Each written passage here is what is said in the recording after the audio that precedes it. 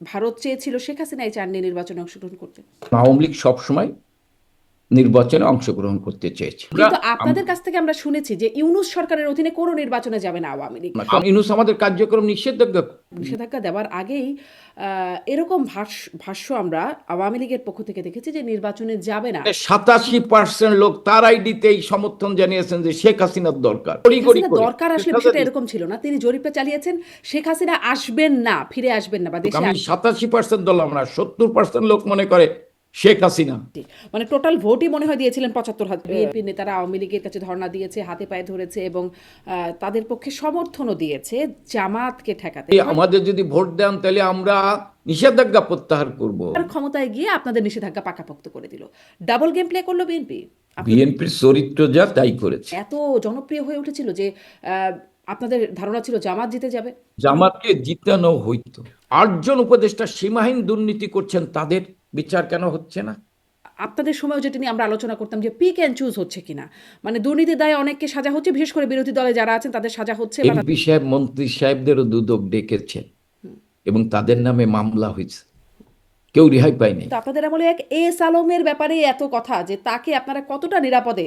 ইসলামী ব্যাংকে গিয়েছিলাম, সাহেবের কাছে চলে গেছে না। আমরা রাম ছাগল আমরা বুঝতে পারিনি, শেখ হাসিনা বুঝতে পারছিল ইউনূস যে এত বড় বিশ্ব বাটপাট। তারা যেমন ইউনূসকে বিশ্ব বাটপার বলছেন, তারা কিন্তু আপনাদেরকেও ফ্যাসিস্ট বলছেন, স্বৈরাচার বলছেন। আপনি বলবেন আমাদের আমলে ধর্ষণ হয়নি, হয়েছে, কিন্তু সঙ্গে সঙ্গে মামলা হয়েছে।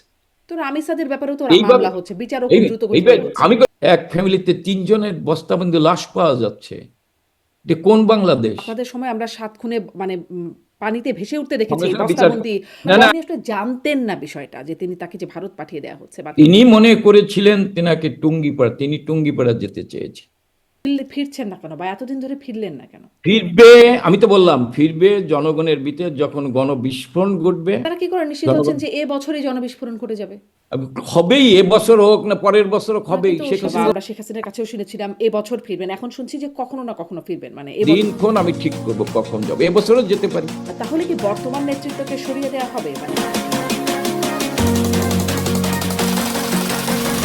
প্রশ্ন হবে লাগামহীন। জানাতে চাই এই সময়ের পালস অফ পলিটিক্স। নির্বাচনের সময় বিএনপি নেতারা ভোট পেতে আওয়ামী লীগ নেতাকর্মীদের হাতে পায়ে ধরেছিলেন, জামায়াতকে ঠেকাতে বিএনপিকে সমর্থনও দিয়েছিলেন তারা। সম্প্রতি এমনটাই বলেছেন আওয়ামী লীগ সভানেত্রী শেখ হাসিনা। ফলে প্রশ্ন জাগে, জামায়াত কি এতটাই অপ্রতিরোধ্য হয়ে উঠেছিল যে তাদের ঠেকাতে আওয়ামী লীগ ও বিএনপিকে একজোট হতে হয়েছিল? অন্যদিকে ক্ষমতায় গিয়েই আইন পাশ করে আওয়ামী লীগের উপর আরোপিত নিষেধাজ্ঞাকে পাকাপোক্ত করেছে বিএনপি। তবে কি বিএনপির কাছে বিশ্বাসঘাতকতার শিকার হলো আওয়ামী লীগ? এদিকে আওয়ামী লীগের নেতৃত্বে পরিবর্তন এবং নতুন নেতৃত্ব আসার কথা সম্প্রতি এক সাক্ষাৎকারে জানিয়েছেন শেখ হাসিনা। কাদের সরিয়ে দেয়া হচ্ছে আর কারা আসছেন নতুন নেতৃত্বে? আসলে কি এবছর দেশে ফিরছেন শেখ হাসিনা? এসব নিয়ে কথা বলতে পালস অফ পলিটিক্সে আমার আজকের অতিথি আওয়ামী লীগের সাবেক সংসদ সদস্য এস এম কামাল হোসেন। জনাব এস এম কামাল হোসেন, আপনাকে স্বাগত জানাচ্ছি পালস অফ পলিটিক্সে আমার আজকের আয়োজনে। আপনাকে ধন্যবাদ। আপনাকে অনেক ধন্যবাদ, আপনি যুক্ত হয়েছেন।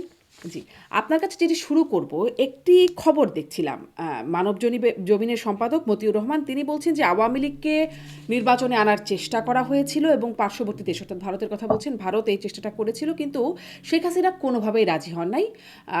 আপনার কাছ থেকে আসলে এই বিষয়ে একটু জানতে চাই, কারণ আমরা আসলে শুরু থেকে 5ই আগস্টের পর থেকে ভারতকে শুনছিলাম বলতে যে তারা ফ্রি ফেয়ার ইনক্লুসিভ অংশগ্রহণমূলক একটা নির্বাচন চায়, কিন্তু শেষের দিকে সে বিশেষ করে যখন বাংলাদেশে আসলেন দেশটির পররাষ্ট্রমন্ত্রী তারেক রহমানের সাথে সাক্ষাৎ হলো বেগম জিয়ার মৃত্যুর পর, তারপর থেকে আমরা দেখলাম ইনক্লুসিভ শব্দটা, বা তখন থেকে ইনক্লুসিভ শব্দটা আর থাকলো না, তারা ফ্রি ফেয়ার নির্বাচন চাইলো। আসলে কি এরকম ব্যাপারটা হয়েছিল যে ভারত চেয়েছিল শেখ হাসিনাই চাননি নির্বাচনে অংশগ্রহণ করতে? আপনাকে ধন্যবাদ, আপনার মাধ্যমে দর্শক শ্রোতাদের ধন্যবাদ জানাই। দেখেন, জুলাই আন্দোলনের পক্ষে যারা ছিল তারা সবসময় জাতিকে বিভ্রান্ত করে আসছে। কারণ জুলাই এই আন্দোলনটা তথাকথিত আন্দোলন, এই আন্দোলন হচ্ছে একটি প্রতিশোধ নেওয়ার জন্য আন্দোলন। সেই প্রতিশোধটা কি? 71-এ মহান মুক্তিযুদ্ধে যে পাকিস্তান এবং তার সাম্রাজ্যবাদী দোসর এবং তাদের এই দেশীয় এজেন্ডা যে বাঙালির কাছে আত্মসমর্পণ করেছিল বঙ্গবন্ধুর নেতৃত্বে, পাকিস্তানিরা আত্মসমর্পণ করেছিল, তাদের আন্তর্জাতিক বন্ধুরা আত্মসমর্পণ করেছিল, সেই প্রতিশোধ নেওয়ার জন্য জুলাইয়ের 24-এর 5ই আগস্ট সৃষ্টি করা হয়েছে এবং তথাকথিত জুলাই আন্দোলন হয়েছে। তার প্রমাণ আজকে জাতির সামনে পরিষ্কার হয়ে উঠেছে। আজকে দেখেন, মুক্তিযুদ্ধের অন্যতম সংগঠক যিনি যখন বঙ্গবন্ধুকে পাকিস্তানের কারাগারে রেখে তাকে ফাঁসিতে ঝুলানোর চেষ্টা করা হচ্ছে মিথ্যা আগরতলার ষড়যন্ত্র মামলা দিয়ে, সেই সময় যিনি বঙ্গবন্ধুর মুক্তির দাবিতে যিনি স্লোগান দিয়েছেন, যিনি 6 দফাকে সাথে মিলে 11 দফা দিয়ে বলেছেন, আমার তোমার ঠিকানা পদ্মা মেঘনা যমুনা, আমি কে তুমি কে বাঙালি বাঙালি, জেলের তালা ভাঙবো শেখ মুজিব কানবো। এবং সেদিন ছাত্র জনতার সেই গগনবিদারী স্লোগানে পাকিস্তানের তথাকথিত হুমায়ুন আইয়ুব খান কিন্তু ছাত্র জনতার দাবি মানতে বাধ্য হয়েছিল এবং পদত্যাগ করেছিল, বঙ্গবন্ধু শেখ মুজিবকে ছেড়ে দিয়েছিল এবং শেখ মুজিবকে ঐতিহাসিক সরওয়ার্দী উদ্যানে বঙ্গবন্ধু উপাধিতে ভূষিত করেছিলেন সেই তোফায়েল আহমেদ, যিনি বঙ্গবন্ধুর নেতৃত্বে মুজিব বাহিনীর অন্যতম সংগঠক ছিলেন, সেই তোফায়েল আহমেদকে আজকে দুনিয়ার থেকে বিদায় নিতে হলো। তাকে ওয়ারেন্ট তার বিরুদ্ধে দেওয়া হয়েছে, তিনি একজন মানে ওয়ারেন্টভুক্ত আসামি হিসেবে তাকে দুনিয়া থেকে বিদায় নিতে হলো সেই বাংলাদেশে। তাই জুলাই আজকে প্রমাণ হয়েছে জুলাই কোনো আন্দোলন না, জুলাই হয়েছে 71কে মুছে ফেলার জন্য আন্দোলন, পাকিস্তানিদের প্রতিশোধ নেওয়ার জন্য, 71 যে পরাজয় সেই প্রতিশোধ নেওয়ার জন্য। কারণ তারাই বঙ্গবন্ধুর স্মৃতি বিজড়িত ধানমন্ডির 32 নম্বরকে বুলডোজার দিয়ে মিশিয়ে দিয়েছেন, তারাই বঙ্গবন্ধুর মূর্তি ভেঙেছেন, তারাই বঙ্গবন্ধুর তনয় জননেত্রী শেখ হাসিনাকে হত্যা করতে চেয়েছেন, অর্থাৎ মুক্তিযুদ্ধকে তারা হত্যা করতে চেয়েছেন, বাংলাদেশকে হত্যা করতে চেয়েছেন। আর আপনি যে কথাটা বলেছেন, মতিউর রহমান কোথায় পেয়েছেন এই কথা আমি জানি না, কারণ আওয়ামী লীগ সবসময় নির্বাচনে অংশগ্রহণ করতে চেয়েছে। আওয়ামী লীগ সভাপতি বঙ্গবন্ধুর তনয় জননেত্রী শেখ হাসিনা, তিনি নির্বাচনের আগে বলেছেন আমরা নির্বাচনে যেতে চাই, নির্বাচনে যেতে হলে নির্বাচনের পরিবেশ তৈরি করতে হবে। তাহলে সেই পরিবেশ তৈরি করতে হলে আওয়ামী লীগের কার্যক্রম যে কার্যক্রম নিষিদ্ধ করা হয়েছিল সেটা প্রত্যাহার করতে হবে। নির্বাচনের আগে কি সেটা প্রত্যাহার করেছিল? কিন্তু নিষেধাজ্ঞা দেবার আগেই কিন্তু জনাব এস এম কামাল, আপনি বলার পর মনে হচ্ছিল যে নির্বাচন মানে নিষেধাজ্ঞা দেওয়ার আগেই এরকম ভাষ্য আমরা আওয়ামী লীগের পক্ষ থেকে দেখেছি যে নির্বাচনে যাবে না আওয়ামী লীগ। না, আমরা বলেছিলাম যে ইউনূস কোনো অন্তর্বর্তীকালীন সরকারের প্রধান না, এটা আমরা আপনার নিষেধাজ্ঞা দেওয়ার পরে কিন্তু আপনি দেখেন, খেয়াল করে দেখেন, আমরা বলছি ইউনূস কোনো অন্তর্বর্তীকালীন সরকারের কোনো নিরপেক্ষ ব্যক্তি না। আমাদের অপরাধ ছিল কি, আমরা তত্ত্বাবধায়ক সরকার বাতিল করছি, আমাদের বিরুদ্ধে এই কথা বলা হতো। তো ইউনূস কিন্তু কোনো নিরপেক্ষ ব্যক্তি না, কারণ ইউনূস ক্ষমতায় আসার পরেই প্রথম সে 32কে ভাঙিয়েছেন, মব ছাত্রলীগের কার্যক্রম নিষিদ্ধ তিনি তো নিরপেক্ষ করেছেন। ব্যক্তি না, তিনি আওয়ামী লীগের বিপক্ষে এটি স্পষ্ট অবস্থান নিয়ে তিনি এসেছেন, হ্যাঁ, অতএব তিনি নিরপেক্ষ অবস্থানে না। কিন্তু আপনাদের কাছ থেকে আমরা শুনেছি যে ইউনূস সরকারের অধীনে কোনো নির্বাচনে যাবে না আওয়ামী লীগ। আমরা বলেছি ইউনূসের অধীনে নির্বাচনে যাব না, কারণ ইউনূস আমাদের কার্যক্রম নিষিদ্ধ করে রেখেছেন। আমাদের কার্যক্রম যদি তারা প্রত্যাহার করত, নিষেধাজ্ঞা প্রত্যাহার করত, ছাত্রলীগের নিষেধাজ্ঞা প্রত্যাহার করত, আমাদের রাজনৈতিক কর্মকাণ্ড পরিচালনা করতে দিত। এবং আপনি জানেন, আমাদের যিনি বাঙালি জাতির যিনি আস্থার ঠিকানা, বঙ্গবন্ধু তনয় জননেত্রী শেখ হাসিনা, আজকে মানুষ বলছেন না, একজন রাজনৈতিক ব্যক্তি, আপনি দেখেছেন জিএম কাদের বলছে যে বাংলাদেশে এখন নৌকা না আওয়ামী লীগ না, শেখ হাসিনার পক্ষে মানুষ রায় দেবে। এবং একজন ইউনূস, অবৈধ অসাংবিধানিক সরকার ইউনূসের একজন উপদেষ্টা, যে সকল নাটের গুরু, সে একটা জরিপ করেছেন, আপনি দেখেছেন, সেখানে 87% লোক তার আইডিতে এই সমর্থন জানিয়েছেন যে শেখ হাসিনার দরকার। এই কারণে তারা শেখ হাসিনার বিরুদ্ধে না, শেখ তড়িঘড়ি হাসিনা করে দরকার আসলে সাজা বিষয়টা দিচ্ছে। এরকম ছিল না। তিনি জরিপটা চালিয়েছেন, শেখ হাসিনা আসবেন না, ফিরে আসবেন না বা দেশে আসবেন না, এটিকে কে বিশ্বাস করেন আর আসবেন বলে কে বিশ্বাস করেন? তো সেক্ষেত্রে আসলে বেশিরভাগ মানুষই, একটা বড় অংশের মানুষ বিশ্বাস করেছেন যে যে তিনি ফিরে এখানে আসবেন। আমরা আমরা যেটা দেখেছি সামাজিক, যে 87% লোক মনে করে যে শেখ হাসিনা আসবেই।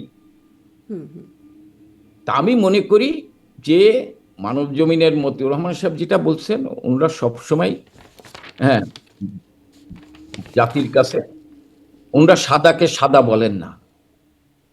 তাহলে তাহলে তার মানে মতিউর রহমান যে দাবিটি করছেন সেটি আসলে আপনার কাছে সঠিক মনে হচ্ছে না। তাহলে আপনি কি আমি এটা বলেছি এটি এটি সম্পূর্ণ ভিত্তিহীন। আচ্ছা, সম্পূর্ণ ভিত্তিহীন একটা ব্যাপার। তাহলে কি হলো তাহলে? মানে একটু তো মেলে এই ঘটনার সাথে যে ভারত বলে আসছিল ইনক্লুসিভ নির্বাচন চায় একদম 5ই আগস্টের পর থেকে এবং দ্রুত তারা নির্বাচন চাইছিল। শেষের দিকে সে ইনক্লুসিভ শব্দটা বাদ দিয়ে দিল, শুধু ফেয়ার নির্বাচন তারা চাইতে শুরু করলো। মানে কি হয়েছিল? যদি মতিউর রহমানের আমার যদি তিনি আমার যেটি যেটা দাবি করছেন আমার সেটি ঠিক হয় আমার তাহলে যেটা মোটামুটি সমীকরণটা মেলে। জি।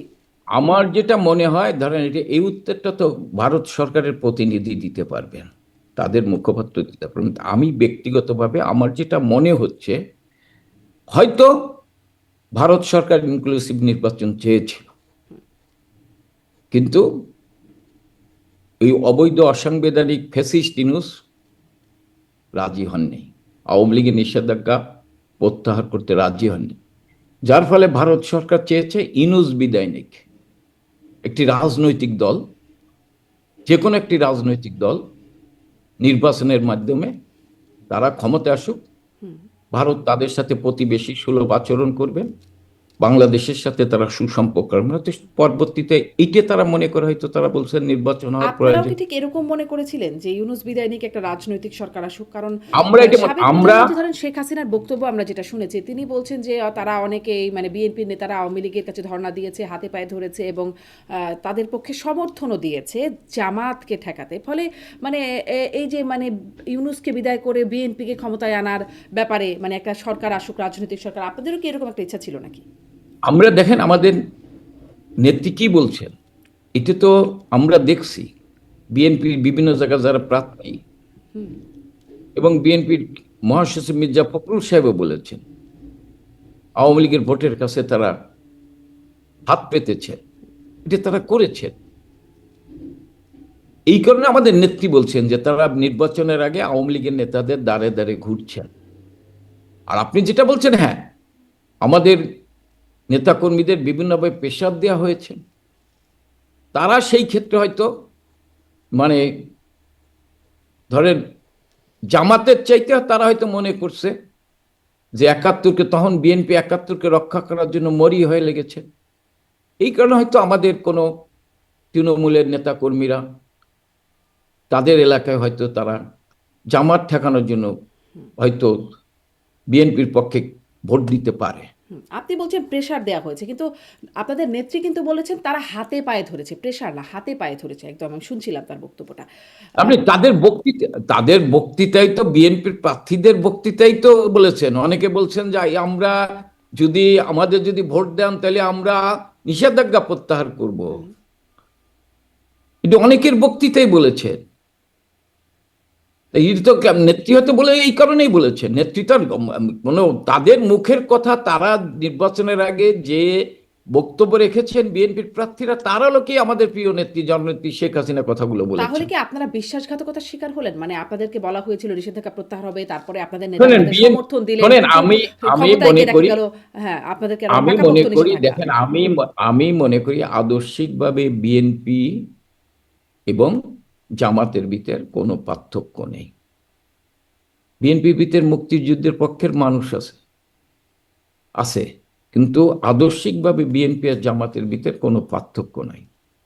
একটি একটি ম্যানেজ নির্বাচন হয়েছে, একটি একটি সন্ধ্যাকালীন নির্বাচন হয়েছে, সেই নির্বাচনের মাধ্যমে বিএনপি জামাত ক্ষমতা এসেছেন।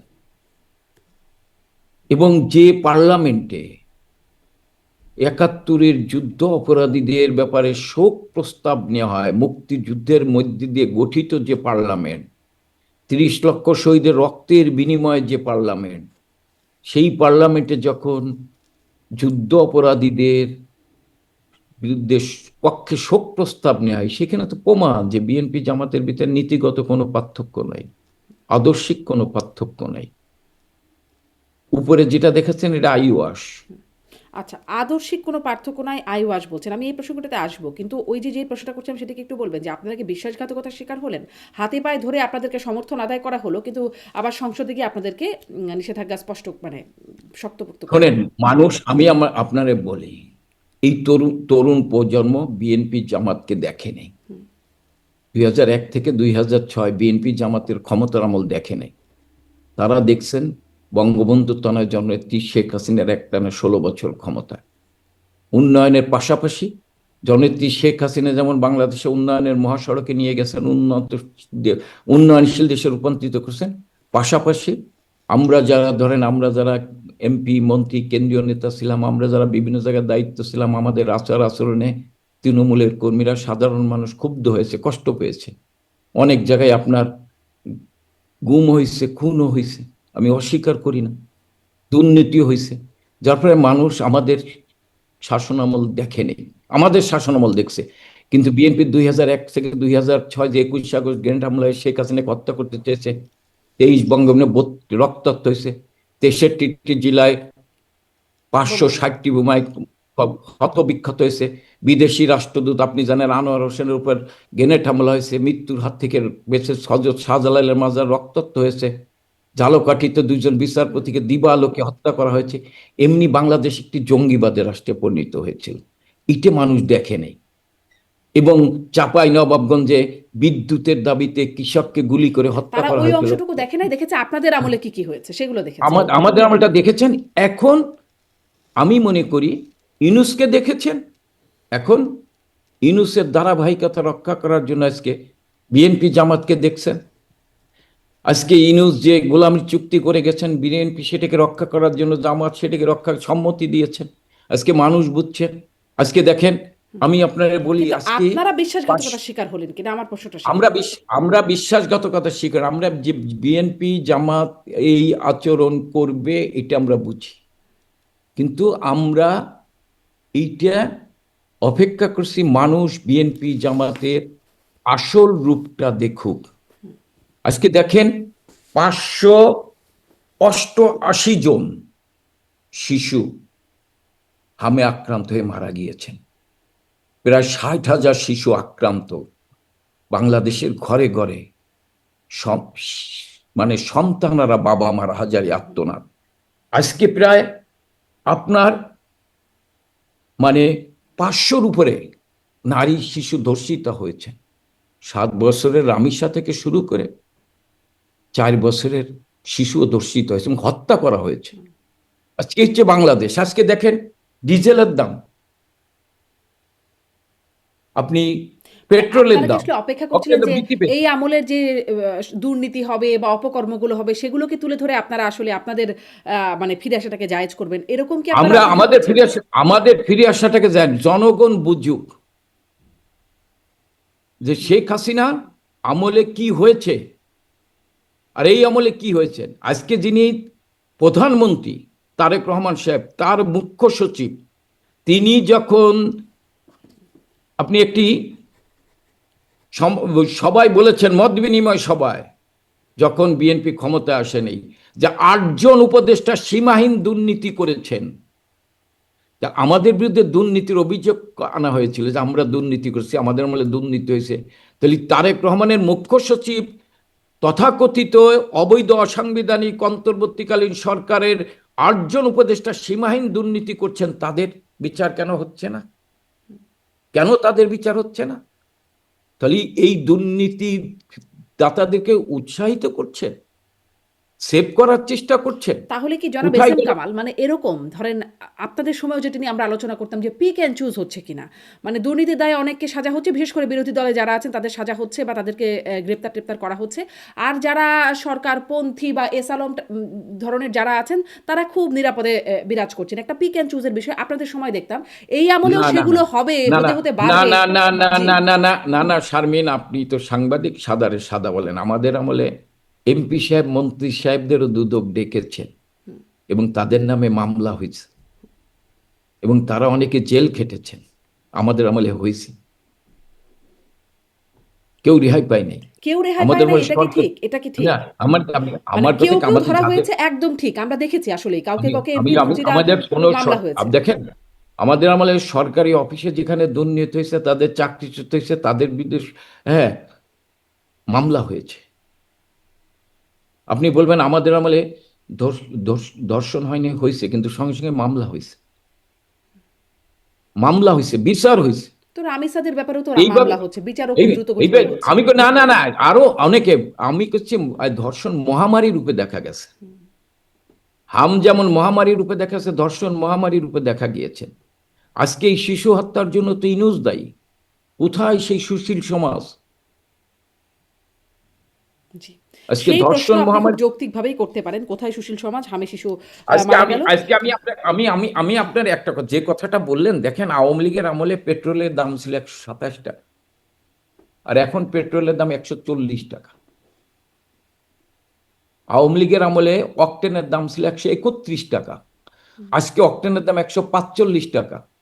আওয়ামী লীগের আমলে ডিজেলের দাম ছিল 160 টাকা 75 পয়সা, জি আজকে ডিজেলের দাম 115 টাকা।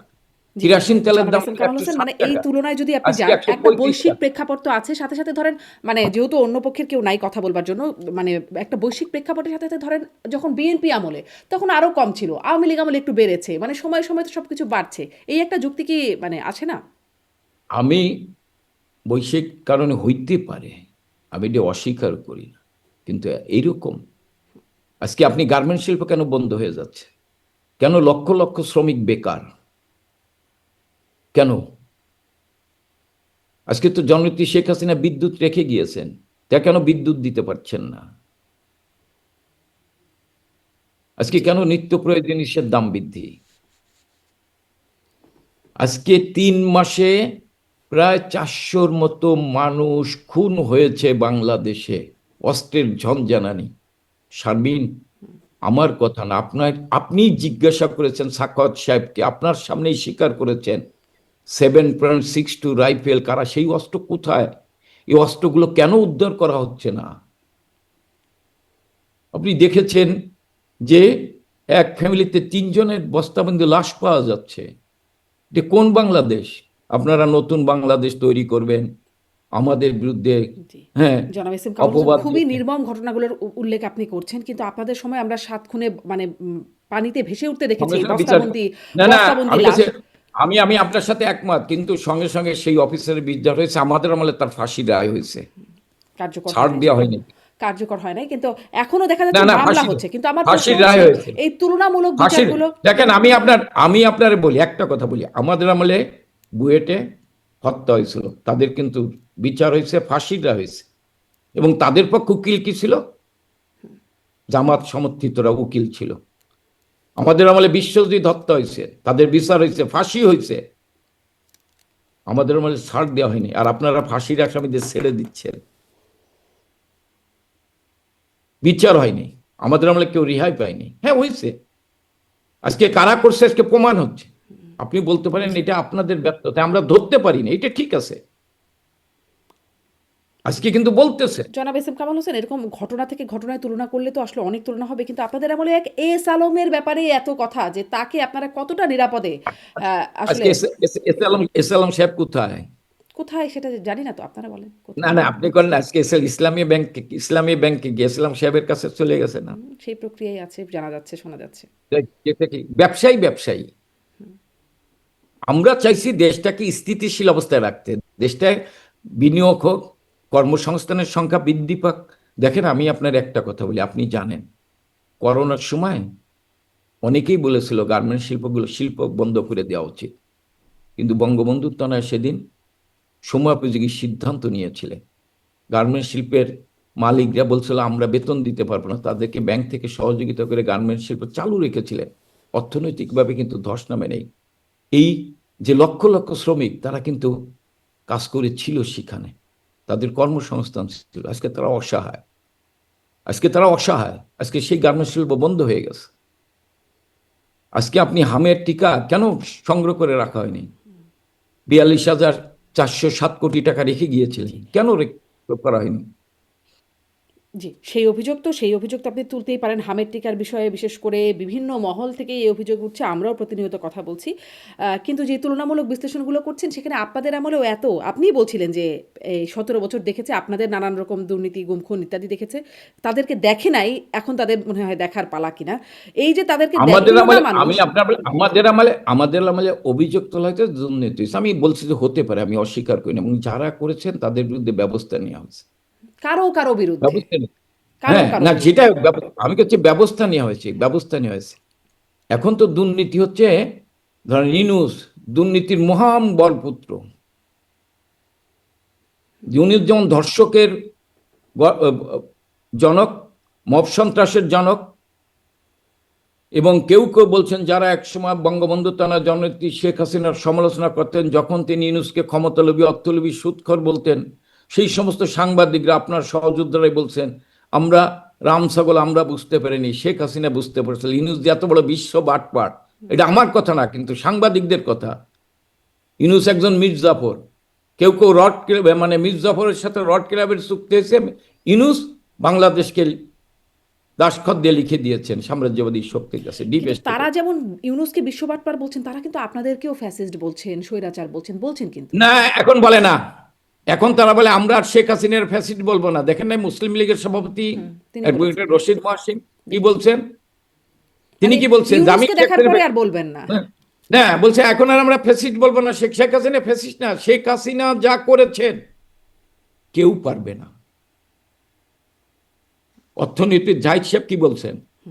100 বছরে কেউ পারবে না শেখ হাসিনা বাংলাদেশের জন্য যা করেছেন অর্থনৈতিকভাবে। অর্থনীতির ব্যাপারে আসলে আমি দেখছিলাম সেদিন জামায়াতের এমপি শফিক সাহেব, একজন পুরো নামটা মনে করতে পারছি না, খুবই প্রমিনেন্ট এমপি তিনিও বলছেন যে উন্নয়নে শেখ হাসিনাকে কেউ ছুতে পারছে না হারনাতে, কিন্তু তার আসলে উন্নয়নের কারণে তো মানে তাকে কেউ ছুতে পারে না, কিন্তু তার বিরুদ্ধে অভিযোগগুলো তো অন্য। তার বিরুদ্ধে কি অভিযোগগুলো অভিযোগ? এই যে গুম খুন, নির্বাচন হতে না দেওয়া তাহলে ইত্যাদি। আমি আমি আমি আমি আমি আমি বলছি যে আমাদের বিরুদ্ধে অভিযোগ যে রাত্রের ভোট হয়েছে, আপনারা বলেন। তাহলে আপনারা তো একটা ভালো নির্বাচন করতে চাইছেন, আপনারা তো একটা অন্তর্ভুক্তমূলক নির্বাচন করতে চাইছেন। বাংলাদেশের 60 ভাগ ভোটারের প্রতিনিধিত্ব করে যে দল, মুক্তিযুদ্ধের নেতৃত্ব দিয়েছেন যে দল, সেই দলকে বাদ দিয়ে আপনারা গণতন্ত্রকে প্রতিষ্ঠা করবেন? আপনারা তো গণতন্ত্রকে হত্যা করেছেন। এবং আপনারা কি বলেছেন, আমার কথা না, ওই শফিক সাহেবের সাথে যাদের নিয়ে জোট করছেন তারা বলছেন ম্যানেজ নির্বাচন এবং সন্ধ্যাকালীন ভোটের প্রধানমন্ত্রী। আমার কথা না, আপনি জানেন। তারাই বলছেন, শফিক সাহেবের সাথে যারা জোট করছেন তারাই বলছেন ম্যানেজ নির্বাচন, তারাই বলছেন সন্ধ্যাকালীন ভোটে নির্বাচিত প্রধানমন্ত্রী তারেক জিয়া। এটা আমার কথা না, এই তো হয়েছে। তা আমরা যদি আমরা কিন্তু নির্বাচনে বিএনপিকে আনার জন্য চেষ্টা করেছি। বলতে মানে পারেন আমরা আন্তরিক হইনি, আপনিও নির্বাচনে তো আসেন বলতে কিন্তু পারেন যে আসন দিব না, এরকম হ্যাঁ, একটা চেষ্টা। আমরা আমরা আপনি বলতে পারেন যে আমরা আন্তরিক হইনি, এই হয়নি, আমরা খালেদা জিয়াকে ফোন দিয়েছি, উনি কি বলছেন আপনি জানেন।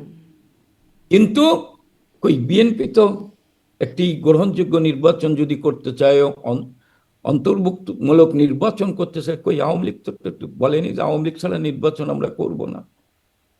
হ্যাঁ, জনগণ যদি আমাদের রায় না দিত আমরা মাথা পেতে নিতাম, কিন্তু তারা ভয় পায় আওয়ামী লীগকে, শেখ হাসিনাকে। জি। কিন্তু আপনারা যখন জনগণ ফোন শেখ দিয়েছিলেন হাসিনা সেই প্রেক্ষাপটের ৫ই আগস্টের সেই প্রেক্ষাপটটা তো একটু ভিন্নতা আছে। কিন্তু আমার মানে প্রশ্ন হচ্ছে যে ভিন্ন তো একটা। ওই যে ধরেন 5 আগস্ট শোনেন, আপনি যে শেখ হাসিনা যেই বক্তব্যটা দিলেন, যেটা নিয়ে আমরা আসলে কথাটা শুরু করলাম, নির্বাচন প্রসঙ্গে যে বিএনপি নেতারা হাতে পায়ে মানে ধর্ণা দিয়েছে বা হাতে পায়ে ধরেছে, সেখানে তিনি বলছেন জামাতকে ঠেকাতে তাদের সমর্থন দিয়েছে আওয়ামী লীগ। আপনিও বলছিলেন যে জামাতের চেয়ে বিএনপিকে হয়তো ভালো মনে করেছেন নেতারা, কিন্তু জামাত কি এত অপ্রতিরোধ্য, মানে এত জনপ্রিয় হয়ে উঠেছিল যে আপনাদের ধারণা ছিল জামাত জিতে যাবে? না, জিতেন যেতেন, জামাতকে জিতেন তাহলে হইতো, ঠেকাতে বললেন যে? জামাতকে জিতানো হইতো। আচ্ছা। এবং আপনি জানেন নির্বাচনের আগে একটি আবহাওয়া তৈরি হয়েছিল, এবং বিএনপি নেতাদের হিমশিম খেতে হচ্ছে। আমি শুধু এইটুক বললাম, জেতানো হইতো বলছেন আপনি, কারা জেতাতো জামাতকে? যারা জিতেন তারা জিতে তো। তারা কারা? যেভাবে নির্বাচনের আগে আবহাওয়া তৈরি করা হচ্ছিল যে নির্বাচনে জামাত আসতেছে, এই আসতেছে, এইগুলো আবহাওয়া তৈরি করা হয়েছিল। এবং আমরাই দেখছি বিভিন্নভাবে, পত্রপত্রিকায় দেখেছি জামাত কি করছেন, জামাতকে ইউনূস জামাতকে সহযোগিতা করছেন। কিন্তু ঠিক কারা হয়েছে। কারা আসলে জেতাতো, কারা জেতাতো মানে সেইটা জামাত? তো সেইটা তো এইটা তো বলার অপেক্ষা রাখেন। এটা গোটা জাতি বুঝতে পারে কারা নির্বাচনে জিতাতো, কারা বিএনপিকে জিতিয়েছে। আমি শুধু এইটুক বলি যে এই নির্বাচনটা পুরো হয়েছে, জাতি বুঝতে পারছে, আমি কিন্তু আসলে বুঝতে পারছি না আপনি কাদের কথা বলছেন, কারা আপনি আপনি জামাতকে বুঝতে, জেতাতো আর কারা বিএনপিকে জিতিয়েছে। যারা বিএনপিকে যারা জিতে তারা জিতে, যারা আবহাওয়া তৈরি করেছেন তারাই। তারা কারা? এটি তো আমি বলতে পারবো না, আমি খালি এটা বললাম যে আমি পত্রপত্রিকায় দেখছি যে জামাতকে জিতানোর চেষ্টা করা হয়েছে, তাহলে জিতানোর চেষ্টা সেই জামাত ঠেকে গেছে। কিন্তু আমরা তো দেখলাম মানে শেখ হাসিনা বলছেন জামাতকে ঠেকাতে তাদেরকে সমর্থন দিয়েছেন আওয়ামী লীগ নেতার, মানে বিএনপিকে না, সমর্থন শেখ দিয়েছেন। হাসিনা এই কথা নির্বাচনের আগে বলেননি, জামাতকে এই সম্প্রতি ঠেকানোর জন্য। বলেছেন, সম্প্রতি বলেছেন। না, আমরা ধানে মানে বিএনপিকে ভোট দেন, এটা শেখ হাসিনা না না, কখনো তিনি এটা বলেন। বলেন না, কিন্তু তিনি এটা বলেছেন যে আওয়ামী লীগের নেতারা অনেকেই আওয়ামী লীগের নেতাকর্মীরা হাতে বিভিন্ন পায়ে ধরেছেন জায়গায় যাদের জামাতকে, কাছে। হুম। হ্যাঁ, বিভিন্ন জায়গায় জামাতকে ঠেকানোর জন্য আওয়ামী লীগের কর্মীরা বিএনপিকে ভোট দিচ্ছে, এটা উনি বলেছেন। এটা আপনাদের সামাজিক যোগাযোগ মাধ্যমে মিডিয়াতে এসেছেন, আওয়ামী লীগের নেতা বিএনপির নেতাদের বক্তব্য এসেছেন, সেই বক্তব্যের শুনেই আমাদের প্রিয় নেত্রী বঙ্গবন্ধু এই কথা বলেছে। জি, সেটি তো বুঝলাম, কিন্তু ওই তারা কারা আর জামাত এত অপ্রতিরোধ কি করে হলো যে তাদেরকে ঠেকাতে আওয়ামী লীগ বিএনপিকে মোটামুটি একরকম ধর্ণা দিয়ে, মানে বিএনপিকে ধর্ণা দিয়ে আওয়ামী লীগের কাছে যেতে হয় বা আওয়ামী লীগও সহায়তা করে, এটি আসলে ঠিক বুঝলাম না। এটাও একটু প্রশ্ন করি, একটু আগে প্রশ্ন করছিলাম যে আপনারা বিশ্বাসঘাতকতার শিকার হয়েছেন কিনা, এবার একটু জানতে চাই আপনারা মানে বিএনপি কি একটা ডাবল গেম খেলেছে কিনা। ধরেন এক সময় মিত্র, আপনি বলছিলেন জামাত আর বিএনপি একই আদর্শের, তাদেরকে ঠেকাতে আপনাদের কাছ থেকে ধর্ণা দিয়ে বা মানে যদি বলি ওই যে হাতে পায়ে ধরে যেটি শেখ হাসিনা বলছেন সেটি তারা করলো তাদের মিত্রকে ঠেকাতে, আবার ক্ষমতায় গিয়ে আপনাদের নিষেধাজ্ঞা পাকাপোক্ত করে দিল। ডাবল গেম প্লে করলো বিএনপি। আপনাদের কি মন্তব্য?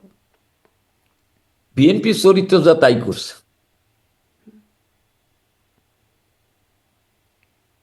বিএনপির চরিত্র যা তাই করেছে। আপনারা যদি বিএনপিকে সমর্থন না দিতেন, ওই যে যে নেতাকর্মীদের কথা শেখ হাসিনা বলছেন যাদের হাতে পায়ে ধরেছে এবং সমর্থন দিয়েছে জামাতকে, তাহলে আসলে কি হতো, কি হতো পরিণাম আপনারা সমর্থন না দিলে? সেটা তো তখনকার ব্যাপার, ওইটাতে এখন বলার কিছু নেই। মানে তাহলে কি এরকম জামাত জিতে যেত আপনারা যদি সমর্থন না দেন বিএনপিকে? হয়তো হইতে পারে। আচ্ছা, মানে এই অ্যানালাইসিসটা জানার একটু আগ্রহ বোধ করছিলাম। আমি সম্প্রতি দেখছিলাম মাস্টার মাইন্ড খ্যাত জুলাইয়ের মাস্টার মাইন্ড, যাকে ডক্টর ইউনুস পরিচয় করে দিয়েছিলেন, উপদেষ্টা, সাবেক উপদেষ্টা এবং জুলাই যোদ্ধা মাহফুজ আলম, তিনি বলছেন লীগ প্রশ্নে এখন যা চলছে তা বড় দুই দলের ইনসিকিউরিটি। বড় দুই দল বলতে তিনি বিএনপি জামাতকে বোঝাচ্ছেন, এবং তিনি বলছেন কন বানেগা লীগ কা বাপ। মানে আসলে কি লীগ কা বাপ মানে লীগের বাপ হওয়ার কেউ প্রচেষ্টা চালাচ্ছে, সেরকম কিছু আছে? লীগের বাপ কে হবে? লীগের বাপ হওয়ার ক্ষমতা কারো নেই। আল্লাহর রহমতে আওয়ামী লীগ আওয়ামী লীগই, আওয়ামী লীগ সবার বাপ। কারণ যারা বাংলাদেশকে বিশ্বাস করে তারা আওয়ামী লীগকে বিশ্বাস করে। বাংলাদেশ, আওয়ামী লীগ, এই দুইটা বাঙালির অস্তিত্ব, বঙ্গবন্ধু অস্তিত্ব। আমি আপনি বিশ্বাস করি আর না করি, বাঙালি জাতি বিশ্বাস করে। 21 বছর ক্ষমতায় থেকে আওয়ামী লীগকে ক্ষমতার বাইরে রেখে বঙ্গবন্ধুকে হত্যা করার পর পারেনি বঙ্গবন্ধুকে বাঙালির হৃদয় থেকে মুছে ফেলতে। আমি মনে করি এখনো বঙ্গবন্ধু আওয়ামী লীগকে বাঙালির হৃদয় থেকে মুছে ফেলতে পারবে না, আর শেখ হাসিনাকে মুছে ফেলতে পারবে না। আমি খালি একটি কারণ আপনাকে উল্লেখ করি। ধরেন শেখ হাসিনা পদ্মা সেতু করছে, মেট্রো রেল করছে, কর্ণফুলী টানেল করছে, 560টা আধুনিক মসজিদ করছে, 9 লক্ষ মানুষকে ঘর দিছে, বছরের শুরুতে বই দিছে, সব উন্নয়ন কর্মসূচি বলা যাবে। কিন্তু একটি কারণ, বঙ্গবন্ধুকে যেমন বাঙালি সারা জীবন তাদের হৃদয়ে স্থান দিয়েছেন, বাংলাদেশকে স্বাধীন করেছেন, বিশ্বের মানচিত্রে একটি স্বাধীন ভূখণ্ডের জন্ম দিয়েছেন বঙ্গবন্ধু, কিন্তু বঙ্গবন্ধু ভৌগোলিক সীমারেখা নির্ধারণ করে যেতে পারেনি, তার আগেই তাকে হত্যা করেছেন। বঙ্গবন্ধুকে হত্যা করার পর 28 বছর যারা ক্ষমতায় ছিল শারমিন, তারা কিন্তু বাংলাদেশের ভৌগোলিক সীমারেখা নির্ধারণ করে যেতে পারেননি। বঙ্গবন্ধুর তনয় শেখ হাসিনা বাংলাদেশের ভৌগোলিক সীমারেখা নির্ধারণ করে গেছেন তার পার্সোনাল ডিপ্লোমেসি দিয়ে। সমুদ্র বিজয় করে সমুদ্র সীমা নির্ধারণ করেছেন, ছিটমহল চুক্তি করে বাংলাদেশ সীমানা নির্ধারণ করে দিয়েছেন বঙ্গবন্ধুর তনয় শেখ হাসিনা। এই কারণে বাংলাদেশের স্বাধীনতা যতদিন, ইতিহাস যতদিন থাকবে, বঙ্গবন্ধু থাকবে। আর বাংলাদেশের সীমারেখা যতদিন মানুষ মনে করবে এইটা বাংলাদেশের সীমারেখা, ততদিন শেখ হাসিনা থাকবে, এটা মুছে ফেলা যাবে না। জি, আপনার বক্তব্য স্পষ্ট। শেখ হাসিনা তিনি আম, ভারতীয় সংবাদ মাধ্যমকে একটি সংবাদ মাধ্যম ময়ালকে দেওয়া সাক্ষাৎকারে তিনি বলছেন যে বিগত 22 মাসে আওয়ামী লীগের মানে এই সময় আওয়ামী লীগের নতুন নেতৃত্ব তৈরি হয়েছে, এবং তিনি বলছেন যে যেখানে ঢাকার এলিটরা নয়, আওয়ামী লীগের নতুন নেতৃত্ব আসবে দলের সব জেলা থেকে, যেসব লোকেরা মুক্তিযুদ্ধের চেতনাকে ধারণ করেন। এরকম একটা বক্তব্য দ্য ওয়ালে আমরা পড়ছিলাম। তো তাহলে কি বর্তমান নেতৃত্বকে সরিয়ে দেওয়া হবে, মানে নেতৃত্বে নতুন নেতৃত্ব আসবে, কারা আসবে মানে সেটির কোনো ধারণা দিতে পারেন কিনা? কোন পর্যায়ে নেতৃত্ব পরিবর্তনের কথা বলছে? মানে আওয়ামী লীগের তো একটা নেতৃত্বের ক্রম আমরা জানি, বা হাইয়ারার্কি আমরা জানি, সভাপতি, সাধারণ দেখেন, সম্পাদক, মানে উনি প্রেসিডিয়াম উনি সদস্য। উনি হ্যাঁ, উনি সুস্পষ্টভাবে বলেছেন যে আমি সারা জীবন দলে থাকবো না, কিন্তু আমি বারবার বলছি আমি দল থেকে বিদায় নিতে চাই, কিন্তু এখন আমি মনে করি এই দুঃসময়ে আজকে দেশটা পুনর্গঠন করার দরকার। আর দেশকে পুনর্গঠন করতে হলে আমার দেশের মানুষকে রক্ষা করতে হবে। দেশের মানুষ আজকে অসহায়, দেশের শিল্পী, সাহিত্যিক, সাংবাদিক আজকে তাদের জীবনের নিরাপত্তা নেই। এই মে মাসে 55 জন সাংবাদিক নির্যাতিত হয়েছে, কাউকে হত্যা করার পরিকল্পনা করা হয়েছে এই মে মাসে। আজকে শিক্ষক লাঞ্ছিত হচ্ছে, নারী শিক্ষক পর্যন্ত লাঞ্ছিত হচ্ছে। সাধারণ মানুষের জীবনের নিরাপত্তা নাই, সংখ্যালঘু সম্প্রদায়ের জীবনের নিরাপত্তা নাই। আওয়ামী লীগের প্রায় 600 নেতাকর্মীকে হত্যা করা হয়েছে। আজকে 1.5 লক্ষের উপর নেতাকর্মী আজকে মামলায়, জেলখানায়। আজকে প্রায় জেলখানায় আপনি দেখেছেন শারমিন। জি, মানে তাদের জন্য আপনারা কি করছেন যারা জেলখানায় আছেন? এই প্রশ্নটা তো আপনার না, কাছে আছে, এইটা কিন্তু আমার আমি প্রশ্নটা আমি কিন্তু সেটা যে বর্তমান আমি ওইটাই, পর্যায়ে শেখ কোন হাসিনা নেতৃত্বকে সরিয়ে দেওয়া হচ্ছে বা শেখ হাসিনা এই দলের নেতৃত্ব দিয়ে আগামী দিনে দলকে পুনর্গঠন করবেন, দেশকে রক্ষা করবেন, এবং সেই দল পুনর্গঠন করার জন্য দলের নেতৃত্ব অবশ্যই। আমরা যেমন আজকে, আমি যেমন সাংগঠনিক সম্পাদক আছে, আমি আগামীতে সাংগঠনিক সম্পাদক আমাকে নাও রাখতে পারে। আমার চেয়ে আরো কর্মঠ, দক্ষ নতুন নেতৃত্ব নিয়ে আসতে পারে। সাংগঠনিক কাঠামোর ভিতরে পরিবর্তন হতে পারে, যারা রাজনৈতিকভাবে, আদর্শিকভাবে মুক্তিযুদ্ধের চেতনাকে ধারণ করে, যারা বিশ্বাস করে যে বঙ্গবন্ধু তাদের অস্তিত্ব, মুক্তিযুদ্ধ তাদের অস্তিত্ব, বাংলাদেশ তাদের মানে এটা তো অস্তিত্ব, একটা শেখ মোটা দাগে হাসিনা কথা তাদের বলছেন, কিন্তু অনুভূতি। মানে এটির কোনো সুনির্দিষ্ট বিষয় হয়েছে যে কোন পর্যায়ে নেতৃত্বে আসলে পরিবর্তনের কথা বলছেন শেখ হাসিনা, বা সামনে আমি পরিবর্তন করা হবে? আমি তো বললাম একেবারে, আল্লাহ যদি শেখ হাসিনাকে দেশে নিতে পারে, আমাদের জাতীয় সম্মেলনের মধ্যে দিয়ে কেন্দ্র থেকে তৃণমূল পর্যায়ে আমাদের নেতৃত্ব নির্বাচিত হবে। এর অর্থই যে জেলাতে যিনি আছেন তিনি বাদ যাবেন। তিনি যদি দক্ষ থাকেন, ত্যাগী থাকেন, তিনি যদি এই দুঃসময় কাজ করেন, তিনি থাকবেন। উপজেলা লেভেলে যদি যিনি কাজ করছেন তিনি যদি দক্ষ হয়, তিনি থাকবেন। শুধু সভাপতি, সাধারণ সম্পাদক, আমাদের কমিটি অনেক বড়, আমাদের সহযোগী সংগঠন, মূল সংগঠন আছে, কেন্দ্রীয় কমিটিও পুনর্গঠন হবে। আল্লাহ যদি জননেত্রী শেখ হাসিনাকে জনগণের আকাঙ্ক্ষা অনুযায়ী দেশে যেতে পারেন, আমাদের জাতীয় সম্মেলনের মধ্যে দিয়ে এই যে দেশে যেতে দলকে পারেন পুনর্গঠন। যদি বলছেন, কিন্তু শেখ হাসিনা বেশ কনফিডেন্টলি বলছেন বছরেই তিনি দেশে ফিরবেন এবং মাথা উঁচু করে দেশে ফিরবেন। আহ, এটা একটু প্রশ্ন করি, যেহেতু আপনি বেশ মানে আমরা শেখ যতটুকু হাসিনা জানতে পারি যে শেখ হাসিনার সাথে কথাবার্তা বলবার, ব্যক্তিগতভাবে আপনার সুযোগ হয় বা দেখা সাক্ষাৎ করবার সুযোগ হয়, পরিকল্পনাটা কি আসলে, কিভাবে দেশে ফিরবেন? যেমন যাওয়ার শেখ সময় আমরা হাসিনা জানছিলাম, যেমন তিনি যখন দেশ ছেড়ে চলে গেলেন, ভারতে গেলেন, তখন আমরা দেখলাম যে একটা সামরিক বাহিনীর বিমানে করে তিনি গেলেন, সেই একটা ব্যবস্থাপনার মধ্যে আসবেন কি করে তিনি? শেখ হাসিনা সবসময় মাথা উঁচু করে দেশে এসেছেন। আপনি যেটা বললেন সাক্ষাতের, সেই সাক্ষাৎকারেই তিনি বলেছেন 81 সালের 17ই মে তিনি মাথা উঁচু করে এসেছেন। সেদিন বাবাহারা মাহারা সন্তান হিসেবে এসে দেশে আওয়ামী লীগকে পুনর্গঠন করেছেন, মানুষের গণতন্ত্র প্রতিষ্ঠা করেছেন। 2007-এর 7ই মে এসেছেন গণতন্ত্র পুনরুদ্ধারের জন্য। লক্ষ লক্ষ লোক তাকে অভিনন্দন জানিয়েছেন, মাথা উঁচু। তাকে গ্রেপ্তার করা হয়েছে আসার পরে, তাকে 16 পর্যন্ত হত্যার পরিকল্পনা করেছে, কিন্তু মাথা নত করেননি। ইনশাল্লাহ শেখ হাসিনা বলেছেন দেশ পুনর্গঠনের জন্য, উন্নত বাংলাদেশ, সেই বাংলাদেশ প্রতিষ্ঠার জন্য, নিরাপদ বাসযোগ্য বাংলাদেশ প্রতিষ্ঠার জন্য উনি মাথা উঁচু করে আবার বাংলাদেশে শীঘ্রই যাবে। কিন্তু কিভাবে, মানে তার জন্য তো একটা প্রক্রিয়া লাগবে। যাবে, তিনি তো চাইলেই মানে যেটা তিনি বলেছেন চট করে ঢুকে পড়বেন, চট করে আসলে ঢুকে পড়তে পারবেন না। সেইটা যাবে, বাংলাদেশের জনগণ জনবিস্ফোরণ ঘটবে, সেই বিস্ফোরণে দেখবেন যে শেখ হাসিনা হাজির হয়ে গেছে। আচ্ছা, বাংলাদেশের জনগণের জনবিস্ফোরণ ঘটবে, সেইখানে মানে শেখ হাসিনা হাজির হবেন বলে আপনি, মানে আপনার পর্যালোচনা। মানে মাথা উঁচু করে তিনি সবসময় দেশে ফিরেছেন, কিন্তু এইবারে 5ই আগস্টের পরে, মানে 5ই আগস্টে যাবার সময় মাথা নিচু করেই কি তিনি গেলেন কিনা, আর এতদিন কেন মাথা উঁচু করে মানে ফিরলেন না? মানে এতদিন, অনেকটা দিন, 22 মাস হয়ে গেল, আরো বেশি। তিনি মাথা নিচু করে যাননি। সাংবাদিক পাবেল হায়দার একটা লেখা লিখেছে, শেখ হাসিনাকে 5ই আগস্ট হত্যা করতে পারলে 5 লক্ষ আওয়ামী লীগ সহ অসাম্প্রদায়িক চেতনার মানুষকে, নেতৃত্বকে হত্যা করা হতো। সেখানে সাংবাদিক ছিল, সেখানে শিক্ষক ছিল, সেখানে আইনজীবী ছিল, সেখানে সেনাবাহিনীর কর্মকর্তা ছিল, পুলিশকে তো হত্যা করেছেই, সেখানে বিভিন্ন মুক্তিযুদ্ধের পক্ষে রাজনৈতিক দলের নেতাদের কর্মীদের হত্যা করা হতো। শেখ হাসিনা সেদিন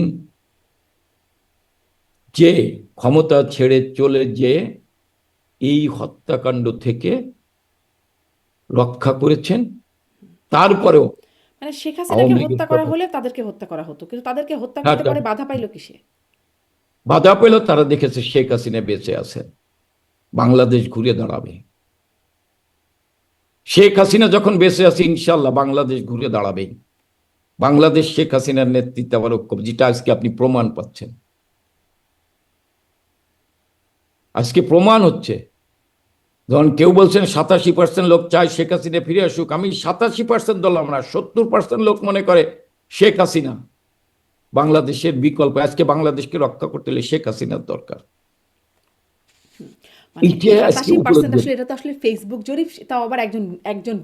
আমি তারপর বললাম, দেখেন, আমি তারপর বললাম যে নির্বাচনের আগে 52% লোক মনে করছে যে আওয়ামী লীগ নির্বাচনে অংশগ্রহণ করা উচিত। জি, মানে টোটাল ভোটই মনে হয় দিয়েছিলেন 75,000 মানুষ সম্ভবত, মানে আসিফ নজরুলের সেই জরিপটি আমিও দেখছিলাম আসলে। 75, শোনেন, আসিফ নজরুলের আইডিতে বন্ধু তার আওয়ামী লীগের কর্মীরা খুব কম, কিন্তু ভোট দেওয়ার ক্ষেত্রে বা তার মতামত জানানোর ক্ষেত্রে বন্ধু হওয়ার তো দরকার নেই। আমিও পারি, আপনিও পারেন, বন্ধু হলেও পারবেন না। না, আমি সেটাই পারি। যাক, 75,000-এর ভিতরেও তো 87% লোক বলছে সেটা নিশ্চয়ই, সেই জরিপটি নিশ্চয়ই একটা দেখবার মতো বিষয়, যে আসলে মানুষ কি মনে করছেন এটা নিয়ে একটা জরিপ চালানো যেতেই পারে, কিন্তু সেরকমটা হবে কিনা জানি না। কিন্তু আমি যে জিজ্ঞাসা করছিলাম কিভাবে ফিরবেন, তাহলে সেই রূপরেখা এখনো তৈরি হয় না। শারমিন, জরিপ সত্য, আপনি কান পেতে শোনেন। আপনার আত্মীয় স্বজন বাংলাদেশের গ্রামে আছে তো, বিএনপির লোকও, একজন বিএনপির সমর্থক, ধানের শীষের সমর্থক মনে করে শেখ হাসিনা থাকলে আমরা নিরাপদে থাকতে পারবো।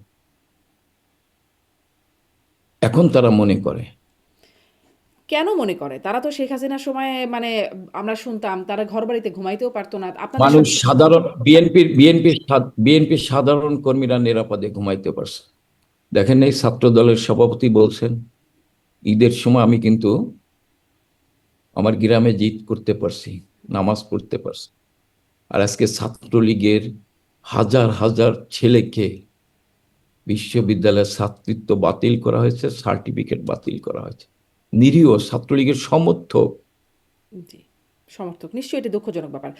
কিন্তু ওই যে শেখ হাসিনা ফেরার ব্যাপারে আরেকটু মানে আমরা আপনাদের কাছ থেকেই শুনেছি যে শেখ হাসিনা যখন ভারতে চলে গেছেন, তিনি আসলে নিজের ইচ্ছায় যাননি, বাট মানে তিনি আসলে জানতেন না বিষয়টা যে তাকে যে ভারত পাঠিয়ে দেওয়া হচ্ছে বা তিনি ভারতে যাচ্ছেন। তিনি কি খুব অখুশি এই বিষয়টাতে যে তাকে ভারত পাঠিয়ে দেওয়া হয়েছে, বাট তার কি ইচ্ছার বিপরীতে? তিনি মনে করেছিলেন তিনি টুঙ্গিপাড়া যেতে চেয়েছেন। আসলে শেখ হাসিনা রক্তপাত এড়াতে চেয়েছেন। আমরা কিন্তু 1 তারিখ 2 তারিখ আমরা সমাবেশের ডাক দিয়েছিলাম, সেই সমাবেশ স্থগিত করা হয়েছে, কারণ বঙ্গবন্ধু তারা চাইনি রক্তপাত হোক। সমাবেশ হলে মারামারি হবে, রক্তপাত হবে। আজকে যে হত্যাকাণ্ড হয়েছে, হ্যাঁ, পুলিশের গুলিতে মারা যেতে পারে, কিছু হত্যাকাণ্ড তো হয়েছে সুপরিকল্পিত। দেখেন, আপনি আজকে একটা কথা বলি, আপনি আমার এক সময় জিজ্ঞাসা করেছেন যে জাতিসংঘ বলেছিলেন যে 1500 লোক মারা গিয়েছে, কিন্তু 1400। জাতিসংঘের প্রথম 1400, জাতিসংঘের প্রথম প্রতিবেদন ছিল 650 জন, তার ভিতরে 317 জন, হ্যাঁ, 5ই আগস্টের পরে মারা গিয়েছে। আজকে কিন্তু সেটা প্রমাণিত। আজকে যে অ্যাডভোকেট মহসিন সাহেব বলছেন যে ইউনূস ঘুষ দিয়ে জাতিসংঘের ওই প্রতিনিধিকে দিয়ে দ্বিতীয় সংস্করণ করেছিলেন, এই 1400 লোক মারা গিয়েছে। কারণ ইউনূস ঘোষণা দিয়েছিলেন 1500 লোক মারা গেছে, 1400 দেখিয়েছিলেন। আমরা তো চাই এই হত্যাকাণ্ডের তিনি বিচার হোক। বলেছেন, কিন্তু তার প্রেক্ষিতে কোনো প্রমাণ তো আসলে হাজির হয় নাই।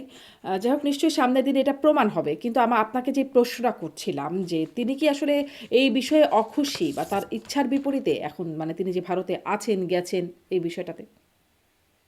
না, তিনি এখন ভারতে আছেন, তিনি অখুশি না।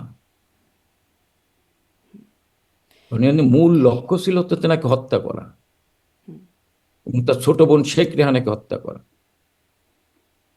2 বোনকে হত্যা করা। কারণ ওরা বুঝছে 75-এর 15ই আগস্ট, আমি একটু বলি, ওরা রাসেলকে পর্যন্ত হত্যা করেছিল, যে কারণ বঙ্গবন্ধুর রক্ত একজন বেঁচে থাকলে তার নেতৃত্বে বাঙালি ঘুরে দাঁড়াবে। কিন্তু শেখ হাসিনা শেখ রেহানা এসে বাংলাদেশের হাল ধরবে, এটি ওরা উপলব্ধি বুঝতে পারে নাই।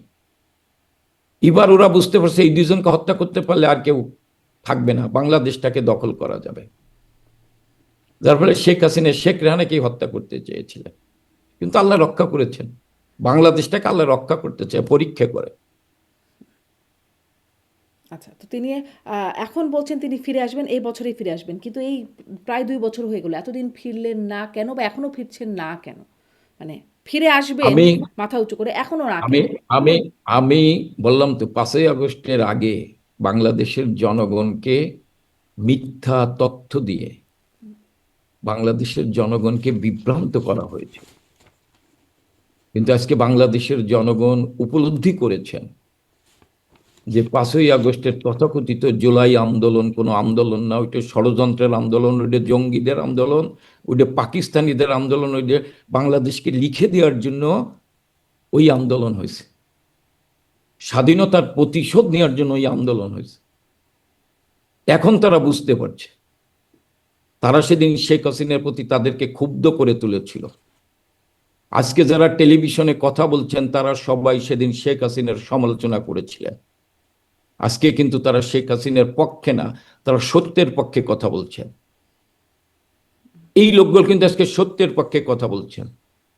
এই কারণেই শেখ হাসিনা এখন দেশে যেতে চান, যে মানুষ বুঝতে পেরেছেন শেখ হাসিনা ঠিক, আমরা বেঠিক। আমি একজন সাংবাদিককে চিনি, তো আজিজ ভাই। বুঝতে পেরে ফিরছেন না কেন, বা এতদিন ধরে ফিরলেন না কেন? ফিরবে, আমি তো বললাম ফিরবে জনগণের ভিতরে যখন গণবিস্ফোরণ ঘটবে। জনগণ এখন উপলব্ধি করছেন শেখ হাসিনার দরকার। আপনারা কি করে নিশ্চিত জনগণ হচ্ছেন যে এ বছরই জনবিস্ফোরণ ঘটে যাবে? হবেই, এবছর হোক না পরের বছর হোক, না, হবেই। কিন্তু শেখ শেখ হাসিনা হাসিনা তো তো বলছেন বলছেন এ বছরই ফিরবেন। না, শেখ হাসিনা বলছেন আমি দিনক্ষণ আমি ঠিক করব, সাক্ষাৎকারটা দেখেন, বলেছেন, হ্যাঁ, এটা বলেছেন। দিনক্ষণ আমি ঠিক করব, দিনক্ষণ আমি ঠিক করব কখন যাব। এবছরও যেতে পারি আচ্ছা। বা পরে যেতে পারি, দিনক্ষণ আমি আচ্ছা, ঠিক মানে করব। পরেও হতে পারে তিনি কখনো না কখনো দেশে না, ফিরবেন, উনি ব্যাপারটা এরকম? উনি উনি উনি দেশে ফিরবেন, দেশকে রক্ষা করতে উনি দেশে ফিরবেন। আচ্ছা, মানে এতদিন ধরে শুনছিলাম আওয়ামী লীগ নেতা সেদিন ছিলেন সাবেক হুইপ আবু সাইদ আল মাহমুদ স্বপন, তিনিও বলছিলেন এবছর ফিরবেন, বা আমরা শেখ হাসিনার কাছেও শুনেছিলাম এবছর ফিরবেন। এখন শুনছি যে কখনো না কখনো ফিরবেন, মানে এবছর না না হয় না না, পরের বছর। শেখ হাসিনা কিন্তু তার দুইটা সাক্ষাৎকারেই বলেছেন। একটিতে আপনি তো যে বলেছেন ওয়ালের কথা এবছর বলেন, ফিরবেন, একটিতে তো হ্যাঁ বলেছেনই যে আপনি, এবছর ফিরবেন। আপনি যেমন এই বছর ফিরতে পারেন, ঠিক আছে না? তিনি তার সাক্ষাৎকারে বলেছে যে আমি কখন যাব এটা দিনক্ষণ আমি ঠিক করবেন। নির্ধারণ করব, দিনক্ষণ ঠিক করব। ঠিক আছে, এই বছর হতে পারে। আচ্ছা। আচ্ছা, এখন মানে মনে হচ্ছিল এতক্ষণ যে খুব স্পষ্ট যে বছরই ফিরবেন, এখন আবার একটু অস্পষ্ট মনে হচ্ছে। দেখা যাক সেই দিনক্ষণটা আসলে কখন ঠিক হয়। আপনার কাছে একটু শেষ প্রশ্ন এরকম করে করি যে আপনি আসলে মানে বিএনপি জামাতের বিষয়ে আলোচনা হলো, ভারতের কথা জিজ্ঞাসা করলাম। আরও অনেক শক্তি আছে যারা আসলে আমাদের নির্বাচন নিয়ে কথা বলেন। যেমন বরাবরই যুক্তরাষ্ট্র বা পশ্চিমা বিশ্বকে দেখি যে আমাদের নির্বাচন নিয়ে কোনো মন্তব্য করতে বা তাদের একটা ক্রীড়ানক হিসেবে তারা সবসময় থাকেন আমাদের রাজনীতিতে। ভারত তো থাকেই। আপনার কাছে জিজ্ঞাসা, আপনার কাছে কি মনে হয় এই মুহূর্তে জামাত কি চাইছে? মানে আওয়ামী লীগ কেন্দ্রিক চাওয়াটা আমি জিজ্ঞাসা করছি যে আওয়ামী লীগ কি করুক বা কিভাবে থাকুক, আওয়ামী লীগ প্রসঙ্গে এই মুহূর্তে জামাত কি চাইছে, বিএনপি কি চাইছে, ভারত কি চাইছে, যুক্তরাষ্ট্র কি চাইছে? আপনার কি মনে হয়? জানেন, আওয়ামী লীগ কি ব্যাপারে ভারত কি চাচ্ছে এটা ভারতের মুখপাত্র বলতে পারবে। আমেরিকা কি চাচ্ছে এটা আমেরিকার ডিপ স্টেট বলতে পারবে। কিন্তু আর আমরা তো জানি জামাত যে, কি চাচ্ছে শুনেছি যে অজিত দোভাল বিভিন্ন সময় শেখ হাসিনার সাথে দেখা করেছেন। ফলে ভারত কি চাইছে এটি, আপনারা তো একটু একটু জানতে পারেন। না, আমি এটা অজিত জোবাল শেখ হাসিনার সাথে দেখা, মাননীয় বঙ্গবন্ধু তারা শেখ হাসিনার সাথে দেখা করেন কিনা আমি তো জানি না। আপনার কাছে খবর থাকতে পারে, আমি জানি না। আবার জামাত কি ভাবছে আওয়ামী লীগ নিয়ে এটা জামাত বলতে পারবে। বিএনপি কি ভাবছে না আওয়ামী লীগ নিয়ে বিএনপি বলতে পারবে। আমরা আমরা ভাবি যে আওয়ামী লীগ জনগণের দল, জনগণই হচ্ছে শক্তি, জনগণের শক্তির উপর ভর করে তাদের প্রিয় নেত্রী যেটা শেখ হাসিনা, যিনি হচ্ছেন বাংলাদেশের আওয়ামী লীগের কর্মীদের আস্থার ঠিকানা, বাংলাদেশের মানুষের আস্থার ঠিকানা, সেই শেখ হাসিনার নেতৃত্বেই আওয়ামী লীগ জনগণের উপর ভর করে আবার ঘুরে দাঁড়াবে। জি। অনেক ধন্যবাদ জনাব এস এম কামাল আপনাকে যুক্ত হবার জন্য। অনেক কিছু জানলাম, অনেক কিছু জানা বাকি রয়ে গেল, কিছু স্পষ্ট হলো, আরও কিছু আর বিষয় আরও অস্পষ্ট হয়ে গেল। সামনে নিশ্চয়ই আবারও কথা বলার সুযোগ হবে। অনেক ধন্যবাদ জনাব এস এম কামাল যুক্ত হবার জন্য। আপনাকে ধন্যবাদ। ধন্যবাদ। ধন্যবাদ দর্শক এতক্ষণ সাথে থাকার জন্য।